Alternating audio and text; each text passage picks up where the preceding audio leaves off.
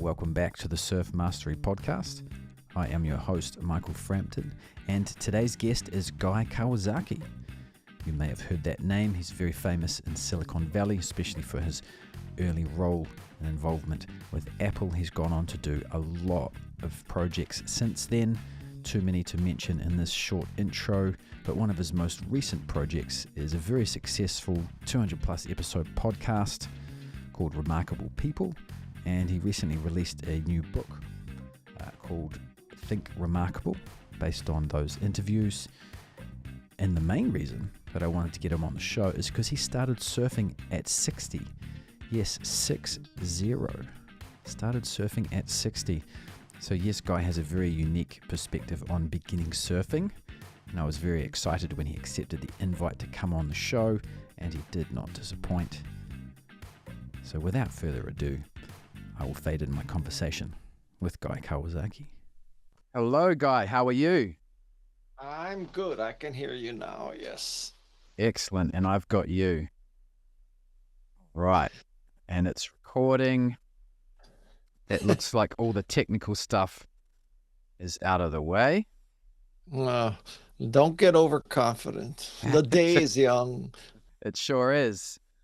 Well, and your lust for surfing, that's also quite young. Starting at 60, my gosh, that's very late in life to start surfing. What inspired you to start? What inspired me was that my daughter in particular became an avid and competitive surfer. And so I have a different parenting perspective and philosophy. I think many parents, what they do is they inadvertently or advertently force their kids to take up what they're interested in. So if you're a golfer, your kids golf. If you're a surfer, your kids surf. If you are a physicist, your kids take up physics or violin or whatever. Rather than me forcing them to take up what I love, I let they determine what I should take up based on what they love. And so they loved surfing and they loved hockey. So I took up hockey at 44 and I took up surfing at 60 because that's what my kids are into. Oh, I love that. Oh, you're a good dad, and that's an awesome philosophy. And I actually have the same philosophy. My kids got into football when they were quite young, and I just started playing with them.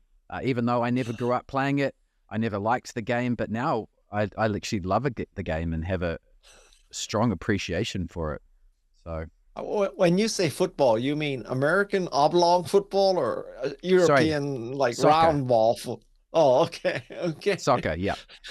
because if you took up American football at a late age, it's hard to get 21 other guys out there with helmets killing each other. So oh yeah, it's a rough sport. I mean, I grew up playing rugby, so I'm no stranger to that sort of world. But yeah, it's not something you do when you're certainly not something you take up when you're older. It's a brutal sport. Surfing can be pretty brutal too. I mean, I'm sure you've had some gnarly wipeouts in your learning curve. Well, listen, my sweet spot is, maybe 3 to 4 at the most. Okay. I am perfectly happy at 1 to 2 feet. My daughter, surfs at Mavericks and stuff, but that's not me. But I will tell you that there have been times where in a 1 foot wave, I fall down and I lose perspective and reference, and I'm paddling, trying to get back up to the surface, and I hit my head on the bottom because I was going the wrong way. I've done some very kooky things, I assure you. So I'm interested to know, you're a smart guy. I'm sure when you decided to start surfing, what was the first entry point? Did you get a lesson with someone? Did you just buy a board and jump in? Yeah. How did you go about it? Listen, when you start surfing at 60, well, one would hope that in 60 years you've acquired some kind of street smartness. So you figure out that you're just not going to go to Costco and buy $150 board and then go out to Mavericks and decide to surf and, with your goggles and your GoPro and your helmet and, your zinc on your face. So the first thing I did is I took lessons. I took lessons in Hawaii. I took lessons in India. I took lessons in Santa Cruz. You know, I I took lessons at Cowell's, at Jack's. I I kind of figured out that when you start that late, you gotta accelerate the pace, and the way to accelerate the pace is to get instruction, not by hanging out with Groms all day trying to surf during the summer. Yeah, so you sought many different opinions on instructions as well. That's a great strategy. Was there one in particular lesson that stood out to you? Not every lesson was difficult. um, no, uh, I started paddle surfing. I don't know why I started paddle surfing, but anyway, so I started with paddle boards, and then a surf instructor here in Santa Cruz was just who was coaching my daughter at the time. He definitely established the, should I say, pecking order in surfing, and let's just say that paddleboarding is beneath prone surfing. And so it was a constant humiliation. So at one point I got tired of being humiliated, and I just said, all right, so throw away the paddle, give me a narrow board, and off I go. Yeah. And he, for months, I mean, he was pushing me into waves, because I don't know, to this day I think the hardest thing in surfing is knowing where to sit and when to turn. It's like I barely understand it. And when I'm out there and I'm with experienced surfers and they turn and they catch a wave that I don't even see the wave. I'm like, what are they turning for? And then not only that, they turn and they catch a wave that I barely can see. And they only paddle twice. And I'm paddling like freaking 50, 60 times trying to get up there. It's a different world. Oh, it sure is. And you nailed it. I mean, no matter what level of surfer you are, getting into the wave or choosing the right wave and getting into it in the right spot, that's always the hardest part. Because once you're standing up on the right part of the wave, surfing's actually really simple and quite easy. Yeah, yeah. It's a mystery to me. I mean, with surfing, there are so many variables, right? I mean, there's the wave. Well, even the wave, there's the height, there's the direction, there's the speed. Are you at the peak? Are you on the shoulder? That's just the wave. And then you got to think of the wind, and you got to think of the other kooks in the water, and you got to think of, I mean, it's like, then you got to worry about, well, have a 10-inch fin, and it's -1 tide, and all the kelp is sticking out, so that's not going to work well. I mean, there's so many variables. It's such a cerebral sport. Oh, yeah. Now, and if so, how, has surfing made your life better? Oh, absolutely. I mean, I surf every day. In fact, today I might surf twice. And so here's like a Guy Kawasaki typical kind of story. So I have Meniere's disease. Meniere's disease has three symptoms, which is sporadic attacks of vertigo, tinnitus, which is the ringing in your ear, and hearing loss. And so basically, my ears are all messed up, and it's not surfer ears or anything like that, because I have only been surfing 10 years. So it's not from surfing. This is a pre-existing condition. So if you said to somebody, if you have middle ear issues and, vertigo and deafness and tinnitus and all that kind of stuff, why don't you take up ice hockey and surfing? That's the perfect sports for you. I mean, the two sports that require balance the most I took up with bad ears. Wow. So you like, when someone tells you you can't do something, that you see that as a challenge? No, I mean, I didn't listen. I mean, people have told me I cannot do a lot of things, and quite frankly, they were right. So it's not a matter of proving them wrong. I will just say that Like the first time I played ice hockey and the first time I actually caught a wave and stood up, it was magic. It was like, holy shit, this is like, where else can you get this feeling? It's like magical to be standing on a wave and somehow like you don't have to do anything. Like nature is pushing you forward. In my case, 12 to 15 miles an hour. I mean, and and you don't need a hill to do that, like skateboarding. And plus, skateboarding, when you fall on the pavement, it's a lot different than falling in the water. So, surfing is just magic. It's the most fun I think you can have legally. I agree, and so do all of our listeners. But it's also one of the most challenging things that you can. I mean, have you? That's a good question. Is surfing the most challenging thing that you do? It is by far the most challenging thing I have ever tried to learn to do. By far. I mean, um, because there are so many variables. There's so many external variables. And then there's your internal, there's like your body weight and your body type and your hip flexibility. And, I mean, it's a very complex cerebral sport. And I don't think people who don't surf, they don't appreciate how difficult it is. Because like basketball, you run and you jump in the normal course of life, right? I mean, I ice hockey is like that too. You don't skate naturally. I mean, that's something you have to learn. The fundamentals you have to learn. So I think part of the attraction for me for surfing is that it is so hard.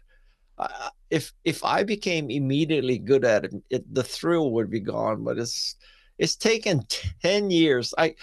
Like my dream, everybody has to have a dream, right? So my dream is to be able to take 4 steps and hang 10 on the nose. Okay.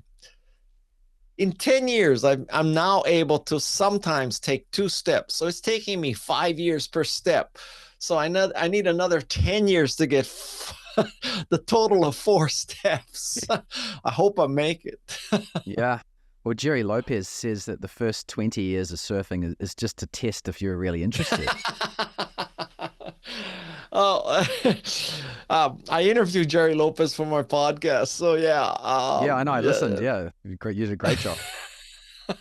Yeah, well, it's a funny story. You'll appreciate this surfing story. So, this weekend we went to a surf meet in Huntington Beach, and on the sidewalk at Huntington Beach, there's like the Hollywood Walk of Fame. It's only the surfing Walk of Fame, and there's these, I think, brass plaques for these famous surfers, right? So I saw Sean Thompson's, I saw Lane Beachley's, and I saw Jerry Lopez. And I happen to know all three people because of my podcast. I sent them all messages and they all responded. Yeah. Sean Thompson's response was, "Oh, they spelled my name right." Oh, cool. Oh, yeah, no, I saw that you know Sean. I interviewed Sean a while ago for the podcast, and actually see quite a couple of similarities between the book he wrote and the book you wrote. As in, Yeah.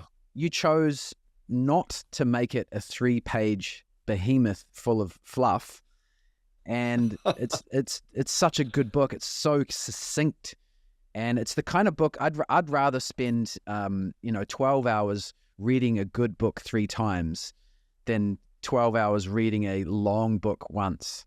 Yeah. So Yeah. I hear what? you. I hear you.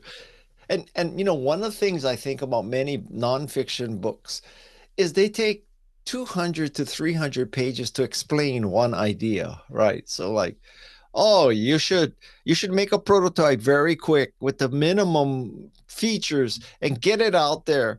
And then if it doesn't succeed, bring it back and change it fast. Well, I just explained a 300-page book about minimum viable product and pivoting, right? I mean, what else do you need to know about that concept besides what I just explained in 10 seconds? Yeah. Yeah, no, I really really enjoyed your book. It's definitely one I'm going to go back and reread because it's so Well, succinct. I want you to know that I am a much better writer than a surfer, just FYI. What has surfing taught you anything about other aspects of your life?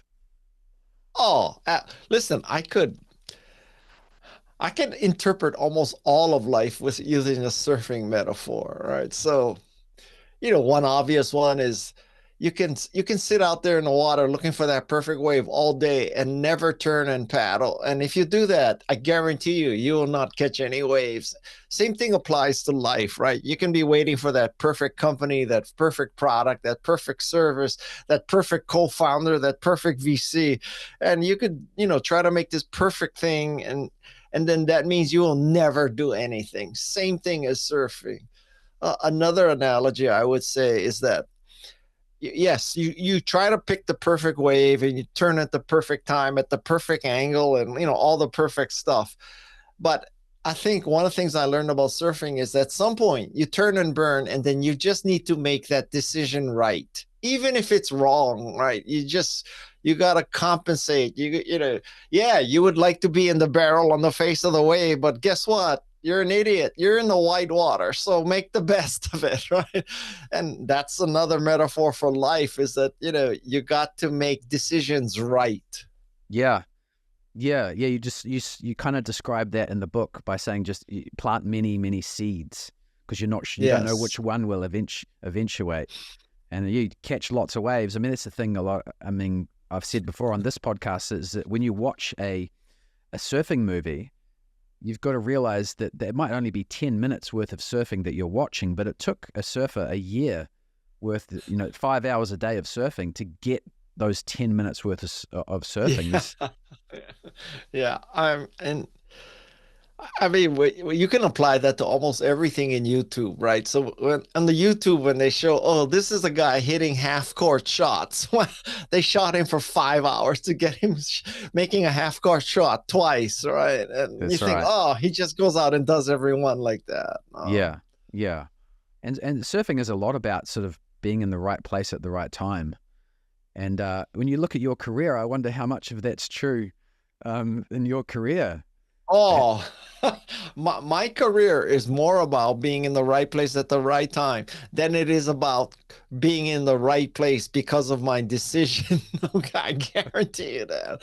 Um, I call this Guy's golden touch, which is not whatever I touch turns to gold. Guy's golden touch is whatever is gold Guy touches. I like that. So yeah, so you know what? This is the equivalent of that in a surfing metaphor is sometimes, and it's happened to me, sometimes you expect to get clobbered, right? And so you turn your back to the wave and you lean back because you're about to get clobbered, and somehow the wave catches you and you get a ride without even trying to get the ride.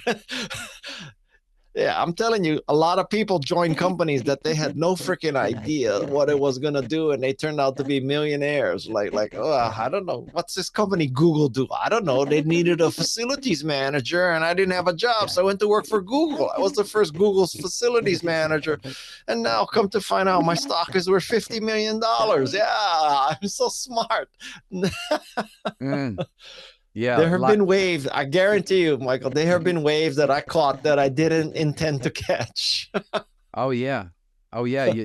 That happens all the time, and then you turn up to the beach and without even knowing it's going to be good, and it happens to be good. There's luck involved in everything. Yeah, yeah, How do you absolutely. define luck? I think luck it's a matter of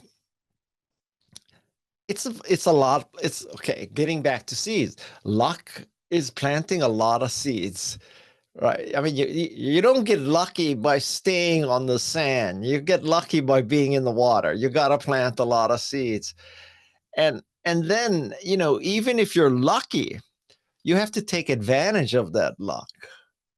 So you can't be a dumbass. You can't be a lazy schmuck, and luck comes upon you, and everything just is automatic. Even being lucky, you need to work hard. You need to be prepared. You need to be ready. You got, if your board is not waxed and you're not sitting in the water, yeah, you could be the most lucky guy in the world. You're still not going to catch the wave. Mm, yeah, and you have to be sort of looking for those opportunities as well, don't you? Yeah. Yeah. Yeah, I remember reading a book about luck, and they did a test where they left a $20 bill sort of in a corner next to a sidewalk, and 95% of people just walk straight past. But the person that noticed it considered themselves lucky, but really they were sort of open to be, or just being observant and looking for those opportunities. So you're saying those people saw it and didn't pick it up, or they didn't see it at all? They didn't notice it. Yeah. Wow. Like, it wasn't directly in the middle of the sidewalk. Obviously, everyone would see it, but the corner of it's just sticking out. And if you're peripheral vision, if you consider yourself a lucky person, then your peripheral vision is actually more likely to pick up on little things like that. You know, I hate to tell you, but it's a related story, not necessarily the same story, but I'll tell you something. To this day, if I were walking down the street and I saw a penny on the ground, I would pick up the penny. I really would. I think that, you know, and listen, a penny doesn't make a lot of difference to anybody, but okay, but it's just the principle of you should never leave money. Yeah, no, I like that. That's a good metaphor too. If you're surfing in a crowd and a wave comes your way, and you probably should just take it rather than wait for the next one. Well, I have to say that being deaf, I have a cochlear implant. That's how come we can do this interview, but you can't wear a cochlear implant in the water. So being deaf in the water, there are some advantages to that. So like number one, Jerry Lopez says you should never be talking in the lineup. You should always be focused on surfing. Well, I hardly talk in the lineup because I cannot hear. So there's no sense talking. So that helps. And then let's just say that like every other kook in Santa Cruz, I drop in on people, okay? And then when they yell at me, I cannot hear. It doesn't bother me at all. They can yell all they want. I don't even hear. Interesting. I wonder, do you think that could be an advantage? Because then, It is an advantage. Yeah. Because like if I heard the person yelling at me and telling me to go F myself, then it would get in my head and I'd be pissed off and there'd be an argument and who knows where that would lead. But now I just like, I don't know, I'm deaf. I literally people have been like, jabbering at me. I said, I'm deaf. I don't know what you're saying. I just paddle away. So if anybody's listening to this from Santa Cruz and you yell at me and I ignore you, that's what's happening. Do you sometimes purposely take it out when you're doing other things to increase your focus? Oh, my implant? Yeah. No, you know what? I am blessed with a form of OCD that when I get focused on something, whether it's writing or editing or anything like that, I can be anywhere. I can be in the middle seat of Southwest Airlines in row 35 and I can concentrate. It's not a matter of what I hear. So I never have to do that. I just lose touch with reality. It's the same thing when I speak.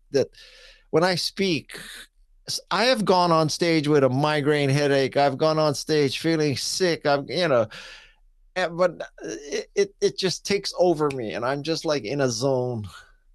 Interesting. It's the Sean Thompson zone. Have you always been like that, or is that something that you've had to work on and foster? I can't remember. I think it just comes with repetition. I don't think I was born like that. I don't think anybody's born like that. But I certainly have it now. Is there a bigger picture behind that though? Like, is there a driving force that sort of allows you to keep trudging forward? Well, for a while, I have 4 kids. So for the longest time, my motivation was 4 tuitions. Now, now, as of next week, only 1 tuition will be in play. So that has reduced the pressure. But I guess I am just driven. I am driven. I have a high need for achievement. And so, like this podcast, I do 52 episodes a year with no revenue. Like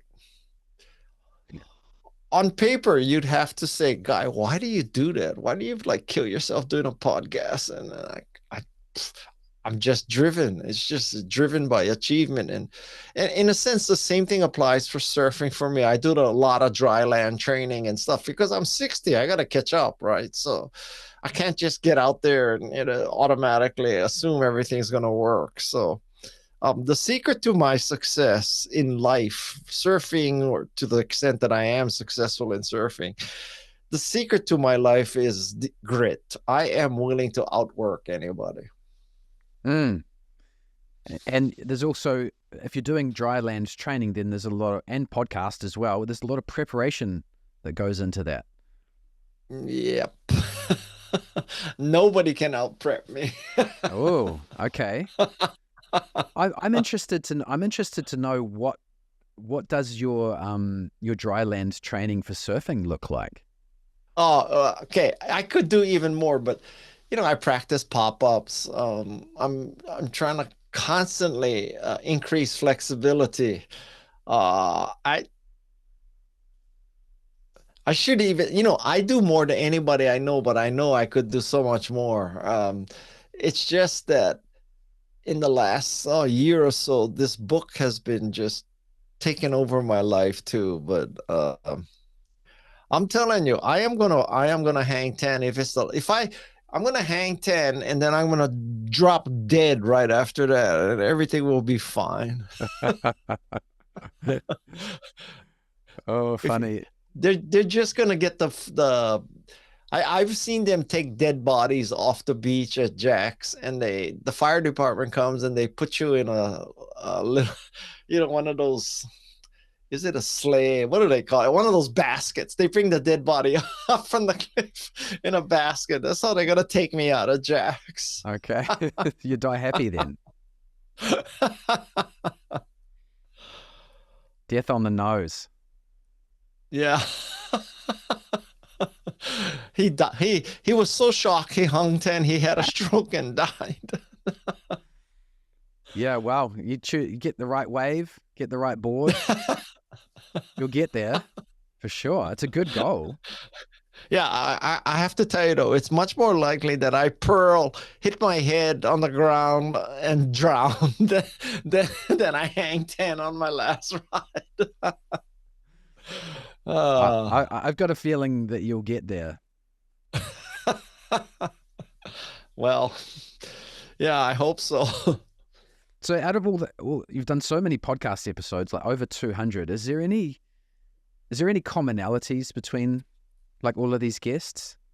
Oh yeah, absolutely. I mean, in a sense, the commonality with 250 episodes reduced to that's 5,000 pages of transcripts. So that 5,000 pages of transcripts has come down to 170 pages in a book. There's a lot of commonality, and the lessons of the book reflect the commonality. And at the highest level, the commonality is that to be remarkable, you need to have a growth mindset. You need to be willing to pay the price and be gritty. And finally, you need to be gracious to be remarkable. And that just happens over and over again with those 250 guests. How do you define grit?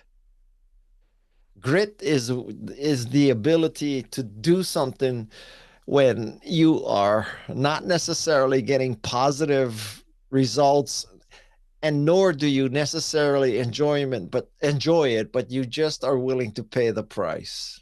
So is there an element of faith or hope that goes with that? Or delusion. In my case, it's delusion with surfing. But you know what? One thing I figured out is it doesn't matter why you're gritty.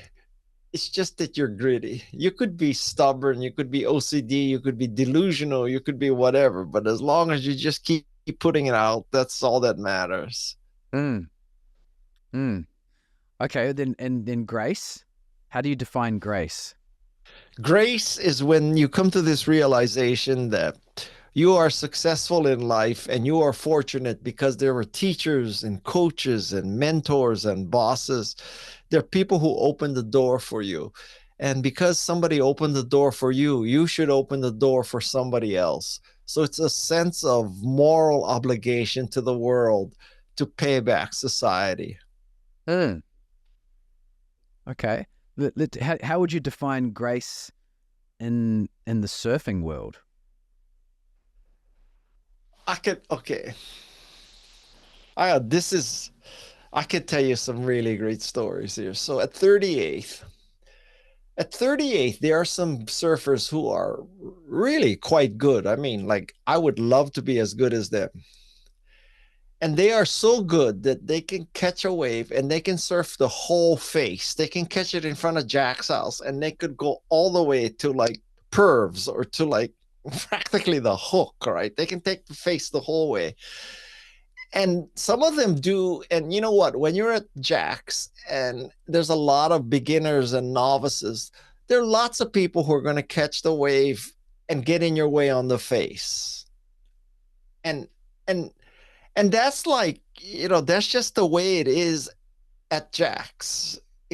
Jack's is for kooks and beginners, right? And so these really good surfers, they can take the whole face and they get really pissed off with people and they yell at people and they scream and they push people off and all that.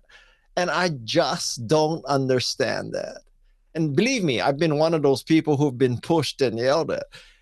And what I don't understand is like, okay, if you are so freaking good, go to first or second or go to the hook. But you're just trying to be a big dog in this little shit pond. So like, what is your problem? And like everybody's out there, they're just trying to have a good time, learn how to surf, catch a few waves. So like, why are you being such an asshole? And then it's like, you know what? Guess what? There's nobody from the WSL sitting up on East Cliff looking for people for the WSL. So I hate to tell you, I can drop in on your face and I'm not going to affect your professional surfing career. So just shut up and go to second or first. That's my attitude. They completely lack grace. And I have a theory that the better you are, the more gracious you are. It's the middle ground, right? So when you're really a beginner and lousy, you don't know what the hell you're doing. When you get kind of good, that's when you figure, I'm the big dog. I can get the face. I can hang 10, I can do cutbacks and all that. But then when you get really, really good, you say, I want to help other people enjoy surfing and I'm going to, help them and coach them and encourage them. You don't yell at them. The really good surfers don't yell at you. Yeah, I love that definition and I totally agree. Yep. Joel Tudor is famous for saying that the ultimate goal is Skip Fry. But Skip Fry was like that. He still is. He's still out there surfing every day. He's in his 80s and he just glides gracefully along on his glider. Does he yell at somebody if a kook dropped in on him? No, of course not. No. I mean, he's been surfing so long that you just wouldn't. I think sometimes surfers also. I think a graceful surfer has this sort of demeanor about them that you would feel bad dropping in on them because they're so graceful and they're not taking every wave.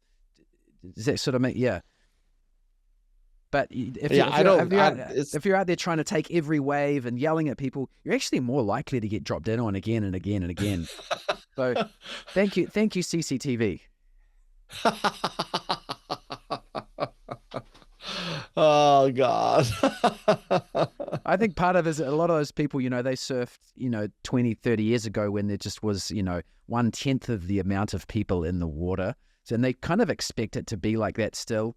Even though you're right, they can go for it. They can drive half an hour and go somewhere else where it's more difficult and where there's less people. Half an hour. They could paddle 500 yards to the right and they could be someplace else like that. And then, but I think a lot of those people, they realize that, at Jack's, they stand out. But if they went to first or second, they would be at the bottom of the pile again, right? And they would be yelled at, not doing the yelling. They cannot adjust to that. So yeah, that doesn't feed their ego.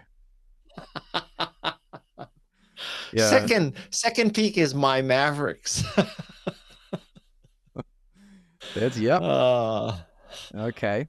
So that's grace, and w- the I quite like how you defined compassion as a combination of empathy and grit. I really liked that Right. definition. Can you speak a bit more on that? Well, the empathy part is easy, right? I mean, when you think of compassionate people, they can empathize, they can feel what you're feeling, they can understand, they can relate, right? But the difference between empathy and compassion, I think, is that you want to go from empathy to compassion, which is the higher level. It means that you not only feel for the other person, you actually do something. So a compassionate person does something. An empathetic person just feels something. And that's the difference. Mm, yeah, it comes back to doing again. Yep. Yeah. That's a recurrent theme in my books. Mm, yeah. And I also really liked your ikigai. You sort of Yeah, yeah. I like how you reframed that sort of, you know, sort of do what you love, right? And then be willing to improve or to go push through the shit sandwich to improve, but Yeah. also to not expect to get paid for it. Well, see, I think that now listen, I am Japanese American, but I don't want to give you the impression that I spent 20 years studying with Buddhist monks and I like truly understand Japanese and all that because I'm just as American as Donald Trump Jr. But I'll tell you something that lots of people define ikigai as you draw three circles, which is what you love to do, what you're good at doing, and what you can get paid at. And in the middle of those three is what your ikigai should be because you can get paid, you like it, and you're good at it. I disagree with that definition. My definition is that ikigai means that you are not good at it, you cannot get paid at it, and you may hate it because you're not good and not getting paid at it, but you still do it. And that for me is surfing, right? I'm not good at it. I love doing it. Sometimes I hate it, and I'm never going to get paid for it. So if you, under those conditions, if you still surf every day, you could probably bet that it's your ikigai or something you truly, truly love because it's not because it's the money. It's not because it's easy. It's only because you love it. Mm, mm. Yeah, I really like that. It's a good twist on because I was very aware of ikigai. I think everyone is nowadays. It's become part of pop culture, but that was a really good reframing. I really liked that. Um, Ellen Langer. The psychologist. Yes. What did she, how did she change your perspective on things? Oh, okay. So Ellen Langer, she made the brilliant observation to me that we spend so much time trying to make the right decision, but what we should do is make our decisions right.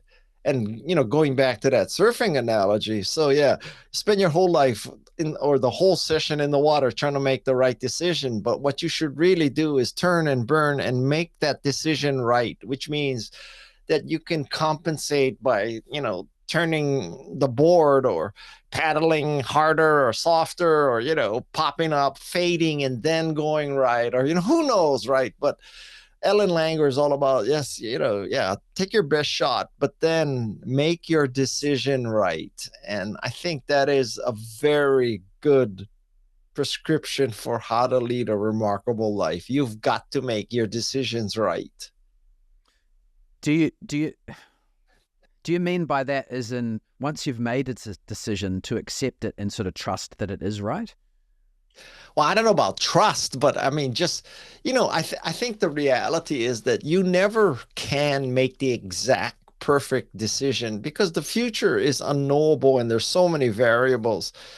So I'm not saying that, okay, so I mean, if you got married to somebody and that person is physically abusive, I'm not saying stick in the marriage and make the decision right. Okay, there are some things, there are limits to these things, right? But to think that the grass is always greener and to think that perfection lies in the next wave, not this one, I think that's suboptimal. At some point, you just got to make it right. Mm, yeah. So it's kind of about being present, really. Yes, yes. Yeah. Mm, interesting. Is meditation part of your life? No, no. Yeah, like, Mark Benioff in his interview talked about meditation, all that. I don't have time for meditation. I'm a doer. I'm not a meditator. What can I say? Mm. It's an, Maybe I should meditate more. Maybe I could hang 10. I would argue that, I mean, you said yourself earlier that even in the middle seat in cattle class on the airplane, you have the ability to focus on something. Yes. Most people meditate in order to get more of that, I think. Well, then I was born with it. Yeah, you're lucky. I see the statue in the background. And is Buddhism part of your life? No, it's just I I am in a closet that I've made into a sound studio, and I wanted to have an interesting background. So, I have tried dozens of things. I have this lamp, I have this fake flowers, uh I have fake flowers, I have the lamp, I have bamboo, I have vases. I've tried all kinds of stuff. Yeah, I'm constantly experimenting to get, like, you have that surfboard back there, but I don't have space for a surfboard, and Mm, mm. So you're a little bit of interior design. you know what? I don't want to tell you how many hours I have spent trying to make a good background, putting all this soundproof foam, getting this stuff here. Like, it would probably be measured in days, Oh no, it's a good thing. I think it looks good, and your voice is coming across with no echo. So well done. Well, I once spent a few weeks trying to make sure that the video and audio was perfectly synced, because I was getting a case where the audio was about 2 frames behind the video. And the way you test that is you do something like you clap, and you see when your hands hit, and then you look and you see if there's a spike of the clap matching that exact moment, right? And it wasn't. It was 2 frames off, and that just freaking drove me crazy. And then finally I found something that you can add, frames of delay for the video, or I don't know, vice versa, whatever it was. Yeah, I'm a little nuts that Yeah. way. Oh, you got to get that sort of stuff right, though. I think it does matter. Um, is that sort of is it that sort of a bit of a perfectionism that you speak about there? A bit. I'd say there's a freaking wheelbarrow full. Oh.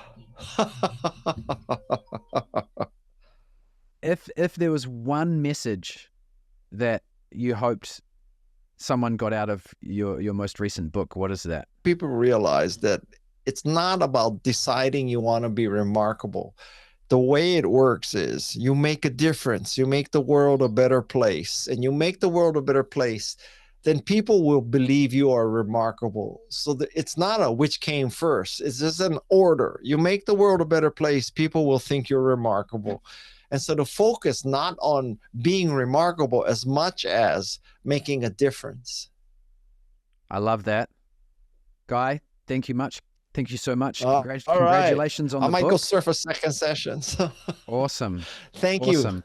I'll have links to all of everything, Guy, in the show notes. Thanks for tuning in, everyone. All right. Thank you very much for having me. All the best to you. All right. Thank you, Guy. Awesome. Really Bye-bye. appreciate your time. Thank you. Bye-bye.